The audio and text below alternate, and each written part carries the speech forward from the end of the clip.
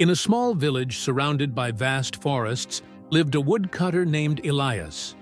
He was well known for his boundless kindness and was always ready to help. He never turned down a request, which made him beloved but also extremely overburdened. One day, after returning from an exhausting day in the forest, his neighbor asked him to repair her roof before the rain arrived. Despite his fatigue and the need to fix his own roof, Elias couldn't say no. He worked late into the night, and as a result, his house suffered through the rains that night. The following morning, after spending the whole night working under the stars to fix others' roofs, while his own home endured the rain, Elias longed for some well-deserved rest. His body cried out for relief after hours of physical labor, and his mind longed for the peace of a day without obligations. However, just as the sun rose over the horizon, bringing with it the promise of a new day, a close friend knocked on his door. Knowing Elias's reputation as the village's always willing helper, this friend didn't hesitate to ask for help with a tough task: moving heavy furniture from one house to another. Without even considering a no, Elias, despite the intense pain consuming him from the previous day's hard work, agreed to help with the loyalty and commitment that had always guided his actions. Ignoring the warning signs from his own body, he plunged into the task. Throughout the day, he carried, pushed, and dragged heavy wooden furniture, each movement reigniting old pains and creating new ones. The task, which seemed endless, drained not only his physical energy but also his spirit, leaving him in a state of deep exhaustion. As the day dragged on and the task finally came to an end, Elias realized the cost of his inability to say no. His health had been neglected, his well-being compromised, all because he didn't want to let down someone who depended on him. This event served as a mirror, reflecting a truth Elias had ignored for too long. His limitless generosity was slowly turning into self-sacrifice, leading him down a path of unsustainable exhaustion and personal neglect. After weeks of helping everyone without hesitation, Elias faced his own moment of need. Following an accident in the forest that resulted in a broken leg, he found himself in a vulnerable situation. He recalled a friend he had supported in difficult times and sought help, hoping for reciprocity. However, he was met with the harsh reality that his friend was too busy to help him.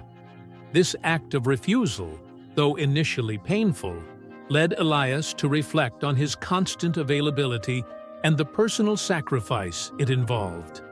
This was his awakening moment, which made him question whether it was worth always being available. The turning point came when Elias met a stranger in the forest. This man had once been like Elias, but had learned to balance generosity with self-care. He shared a secret with Elias. True kindness also includes being kind to oneself. Learning to say no when necessary is a way of respecting both oneself and others. Elias's journey toward balancing generosity and self-preservation was filled with challenges and discoveries. One of his tests came when an acquaintance asked him for a loan of an amount he didn't have.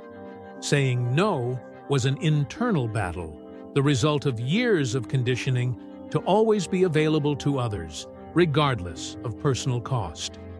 The feeling of guilt was almost overwhelming. Elias was used to being everyone's safe harbor, and refusing to help felt like a flaw in his character. However, as he reflected on his new boundaries, Elias began to understand that generosity wasn't limited to material or physical gestures. He discovered the power of words of encouragement, shared prayers in times of need, and the simple yet profound ability to listen. These forms of support, though intangible, proved to be just as meaningful as any financial or physical help he could offer.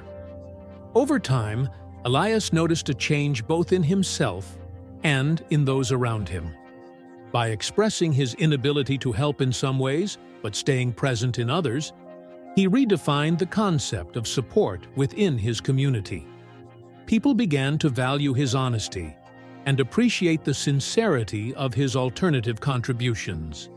Now, more aware of his own needs and limits, Elias found a peace he had never achieved before, balancing his willingness to help with the need to care for himself. This new path not only reaffirmed his compassion, but also taught him to value and respect his own journey and well-being. Moral of the story: Ephesians 4:25 says, "Therefore each of you must put off falsehood and speak truthfully to your neighbor, for we are all members of one body." This passage highlights the importance of being honest not only with others, but with ourselves. Saying yes when we want to say no is a form of dishonesty.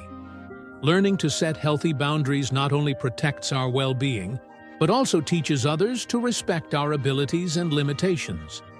Over time, Elias realized that by saying no, he not only respected himself more, but was also more respected.